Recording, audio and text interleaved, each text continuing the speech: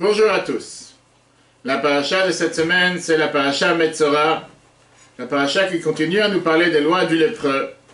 Mais c'est aussi le Shabbat Agadol, le Shabbat appelé le Grand Shabbat. Comme décrit dans le Code de loi juive, dans le Shulchan Aruch, le fiche Naasa Bones Gadol, parce que c'est un Shabbat dans lequel s'est passé un grand miracle. En effet, le Shulchan Aruch nous parle sur l'ordre que Dieu donna au peuple juif.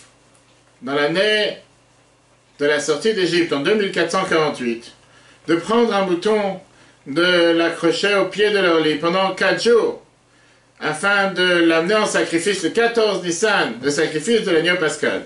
Et quand les Égyptiens allaient venir voir le peuple juif en leur demandant « Mais qu'est-ce qui se passe? Apparemment, ça c'est notre Dieu, notre idole, qu'est-ce que vous allez faire avec ?» Le peuple juif allait répondre en disant que puisque Dieu allait tuer tous les premiers-nés égyptiens, alors nous nous préparons pour pouvoir amener ce sacrifice à Dieu, pour pouvoir se préparer à la sortie d'Égypte, puisque la mort des premiers-nés était la 10e plaie par laquelle finalement le peuple juif a réussi à sortir d'Égypte vers la liberté. La question qui dérange, c'est que toutes les fêtes du calendrier juif en général sont basées en fonction de leur jour, comment ils tombent dans le mois. Pessah, c'est le 15 Nissan. Peu importe si à l'époque, le 15 Nissan, c'était un jeudi. Mais chaque année, nous n'allons pas célébrer la fête de Pessah jeudi, nous allons célébrer en fonction de quand va tomber le 15 du mois de Nissan. Shavuot, le 6 Sivan, Purim, que nous venons de célébrer il y a quelques semaines, c'est toujours le 14 Adar. Ainsi que toutes les fêtes dans le calendrier en général sont toujours célébrées en fonction de leur date dans le mois et le jour où ils sont tombés la première fois, et c'est en fonction de cette date que nous célébrons ces fêtes chaque année.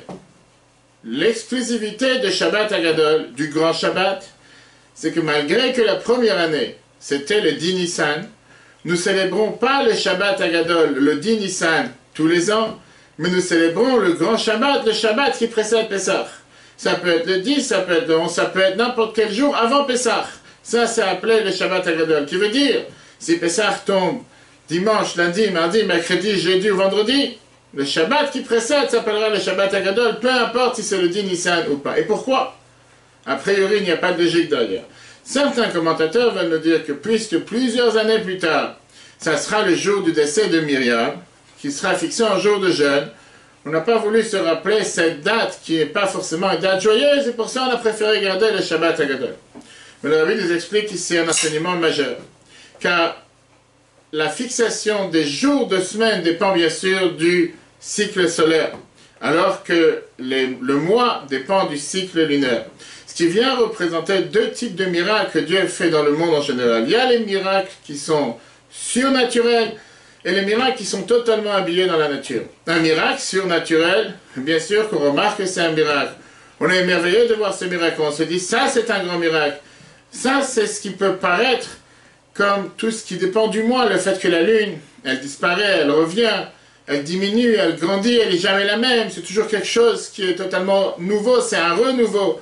D'ailleurs, de là vient le mot Rosh Chodesh, qui veut dire le mot Chadash, quelque chose de nouveau qui se renouvelle sans arrêt. Alors que le soleil, c'est quelque chose qui ne change jamais. C'est tous les jours la même chose, tous les matins, le soir. Il n'y a pas vraiment ici quelque chose qui peut nous émerveiller comme on voit avec la lune.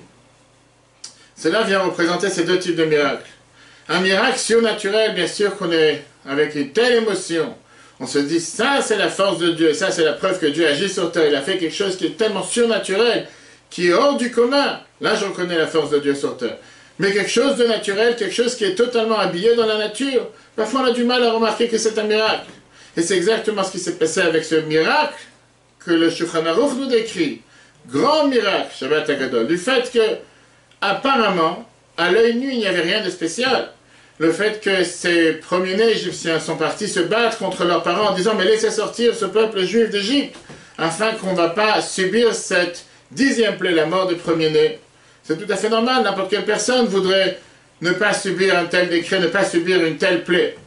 Et donc le fait qu'ils se sont battus entre eux, apparemment, ça ne concerne même pas le peuple juif. Néanmoins, pourquoi c'est appelé un grand miracle?